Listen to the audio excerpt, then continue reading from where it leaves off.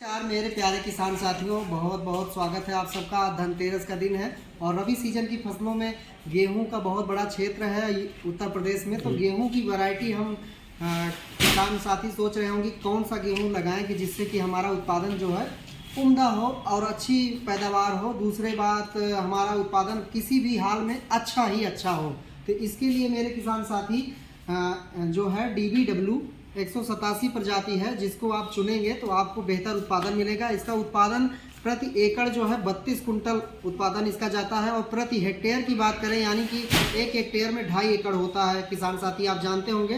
तो उस 2.5 एकड़ में कितना उत्पादन होता है, इसका लगभग जो है आपका 82 कुंटल प्रति 1 हेक्टेयर में जाएगा। तो ये आपका सर्टिफाइड बीज मैं दिखा रहा हूँ। सर्टिफाइड का नीला टैग होता है मेरे किसान साथी। और ये 40 किलो की बोरी मैं दिखा रहा हूँ आपको।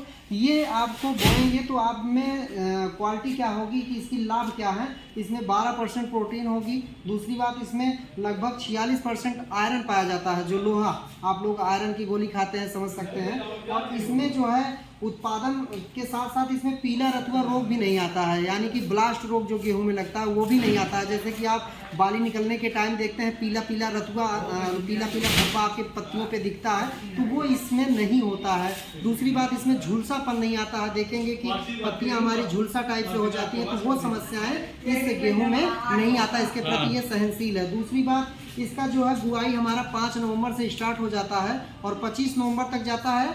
और अगर किसान भाई किसी कारणवश लेट भी बोना चाहें तो ये हर हाल में आपको लेट भी बो सकते हैं। मतलब ये नहीं कि 25 नवंबर तक ही हमने बताया तो आप 25 नवंबर तक बोएंगे, लेकिन अगर आपका 2-4-10 दिन लेट भी हो जाता है तो कोई दिक्कत नहीं आएगी। दूसरी बात, इस प्रजाति को 5 से 25 नवंबर तक बो सकते हैं। तीसरी बात ये कि इसका समय सीमा जो है 120 दिन में ये पककर तैयार हो जाएगी आपकी। दूसरी बात, आप इसकी पहली सिंचाई 21 से 25 दिन में करें, जिससे कि आपको बेहतर जड़ों का विकास होगा, कल्ले ज़्यादा फूटेंगे। ये बहुत सावधानी नहीं रखते हमारे किसान साथी, यहाँ गलतियाँ कर देते हैं। आपका 30 दिन के ऊपर जब फसल जाती है तब आप इसमें पानी लगाते हैं, तो ये कतई ना करें कि हम जो है फसलों में जो है ऐसा करें कि हम लेट पानी लगाएं। दूसरी बात, फसलों में खरपतवार का प्रबंधन समय से कर लें।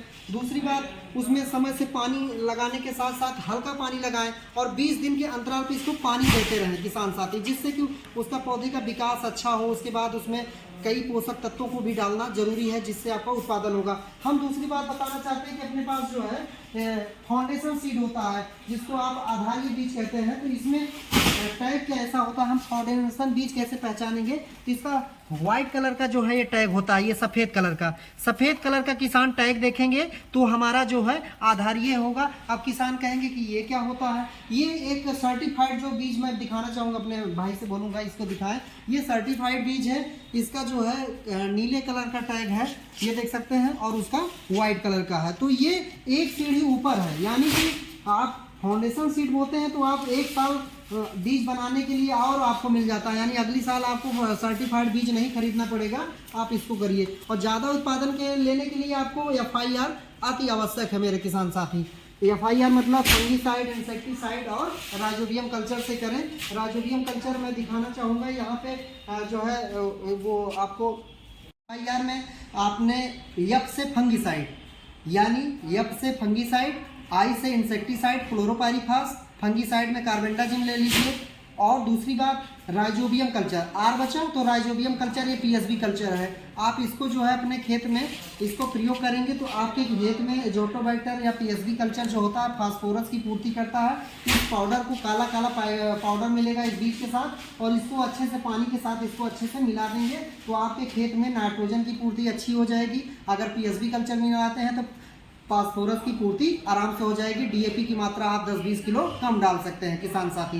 तो जितने भी हमारे किसान भाई अपने घर में एजोटोबैक्टर का पाउडर ले गए हैं, या फास्फोबैक्टीरिया का PSB कल्चर का पाउडर ले गए हैं, या ट्राइकोडर्मा ले गए हैं, तो बोलिए ट्राइकोडर्मा में क्या करूं सर, तो ट्राइकोडर्मा को आप 5 ग्राम प्रति केजी बीज के हिसाब से आपको बीज शोधन कर देना। सरकारी बीज हो सकता है ट्राइकोडर्मा आपको मिला हो किसान बंधु। तो हमने बताया कि आप इसको समय से बो दीजिए, पानी सही समय पे लगाइए, और इसका जो है उत्पादन हमने बताया कि 32 कुंटल 1 एकड़ तक जाएगा। वो भी आपको मेहनत करना होगा। मेहनत कैसे कि उसको जैसे बच्चा है तो उसको ज़्यादा भोजन दीजिए, जैसे zinc, sulphur, calcium, boron, molybdenum, Sagarika और जैसे पोषक तत्वों को आप देंगे तभी उत्पादन होगा। ये नहीं कि आप यूरिया डीएपी डालें तो अधिक पैदा होगा, हाँ ऐसा करता ही नहीं। फसल तो हरी दिखेगी यूरिया डीएपी से, लेकिन उत्पादन लेना है तो आपको 16-17 पोषक तत्व जो पाए जाते हैं वो बहुत मात्रा में नहीं देना होता है। आप सरकारी गोदाम पे जिप्सम मिलता है उसको ले लीजिए, आप उसको डाल दीजिए, उसमें कैल्शियम मिलता है, उसमें फास्फोरस नहीं होता है लेकिन कैल्शियम और सल्फर मिल जाता है। सिंगल सुपर फास्फेट आप बोते हैं तो उसमें single super phosphate, calcium, sulphur और